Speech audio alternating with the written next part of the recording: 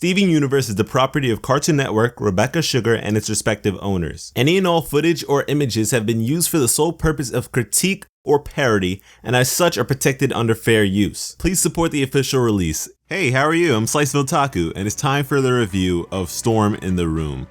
Now, this was a very heartfelt and touching episode. It was very emotionally charged, and for that reason, there wasn't much progression in terms of the plot and sort of information that we're seeking. So I'm sure some people are gonna label this as filler, but do not. This was not filler. If this is filler, then you really don't care about these characters. You don't care about the progression, because more so than a Beach City episode where it's, I guess, arguable, but this is Steven. He is the main character being afflicted by these issues that have been plaguing him since episode 1, since before the show even began. So to see him, in a sense, come to terms with this, to go and confront this head on, is a big step for this character. It is character development, and it's him learning about himself while also learning about his mom, coping with his issues. The episode opens up with Steven and Connie in Steven's house, and Steven is still dressed in his zoo garments, so it's interesting to see the passage of time with these episodes. I mean, not much time has passed since Steven's dream. It's pretty interesting that they're going with such a day-to-day basis for these episodes. But yeah, Connie is worried about her mom because she's calling and her mom's not picking up. And it seems like whenever Connie is paranoid about something, whenever she's worrying, she blocks others out. She blocks Steven out. She doesn't even really interpret what he's saying or hear him, just like when he had a bald cap in Mindful Education. I think that's, I guess, a bad trait of Connie's. I also have this trait at times, and at times it is a pain for others to deal with, as it is with Steven in this episode. And Connie's mom finally appears, and she was just held up at the hospital. But seeing this bond between mother and child just made Steven's inner feelings that he's been trying to suppress, and he's actually been trying to suppress at the beginning of this episode, to just show, and he is in pain after they leave. And also, while they were leaving, Miss Maheshwaran asked Connie how Steven was at the spa, which Connie corrects her to be space. So they're a lot more open in comparison to how they were in the episode Nightmare Hospital. So there is more character development between those two that we didn't get to see off screen. Then Steven heats up some macaroni and cheese, which is pretty relatable because, like, you know, that cheap, that basic, easy mac, almost everyone's done it at this point. And he looks up at Rose's photo and is uncomfortable. He cannot eat in the same room, which is crazy. Steps out, there is a storm outside, and he comes back, and the water that has drenched him, he's now, like, it's white for some reason. I don't know why this was. I was looking at the leaked photos a while back, and it was just, I thought it was milk because it was just pure solid white, which was, I guess, interesting. And with Steven looking at the picture, it's good to know that I'm not the only one who's investigating and trying to interpret these pictures. I did a video with that. Steven says how he wishes that he could know the real Rose, not the one that everyone portrays her to be, which was, you know, deep. I think that's what the entire viewership wants to see. We want to see the real Rose and her actual reasonings for everything that she's done. So the room opens up and calls him. So he goes in and asks for Rose, which, you know, pretty much everybody saw coming.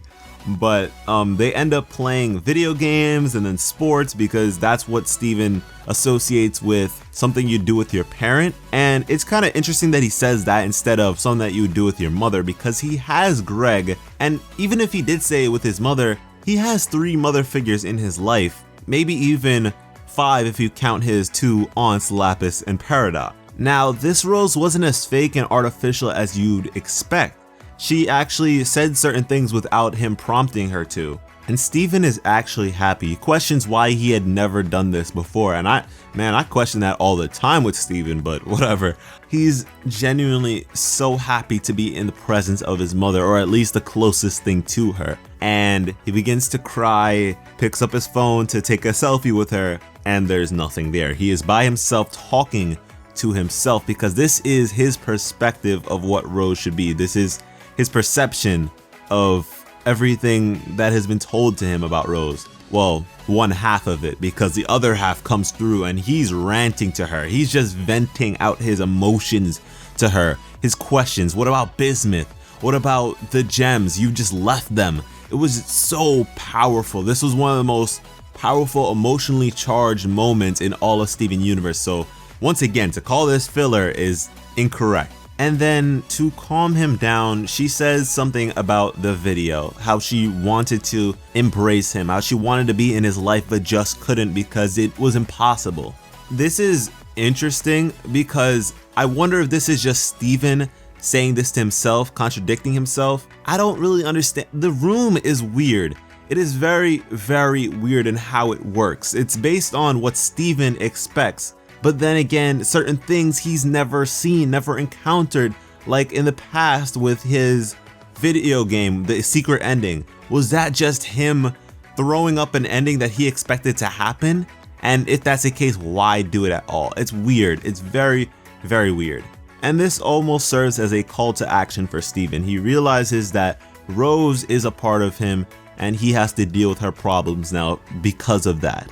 I'm curious if this will change his demeanor and how he goes about things in regards to Homeworld and all the problems that Rose left behind. Will he do certain things because that he knows that it's his responsibility now? Before it was just, okay, we have to clean up Rose's mess, but now it's almost like cleaning up his own mess. It's very interesting. Steven from there proceeds to leave the room and is just about to brew in his despair. Like, he turns away from his mac and cheese, didn't even touch it, and is ready to just wallow in his sorrow, be alone. But then the Gems and Greg come through with a pizza. Okay, let me collect myself. A damn pizza. I thought they were going for the rubies. I gave them the benefit of the doubt when the leak came through.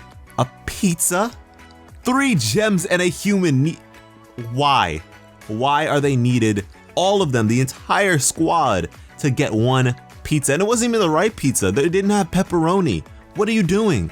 Pepperoni? Red? Are you talking about the rubies? Is that subtlety? Are you trying to upset me? Like, really, what's the deal? Did anybody anticipate this? Did they expect a pizza? Really, to come back with a pizza? And by the way, Kofi's pizza is not too far away. Why were they gone for so long? I mean, Steven was with Connie. Then he heated up his food, he did all this other stuff, went into the room for how long? I mean, really, what were they doing? I don't buy it. They had to have been talking about certain things without him being present again.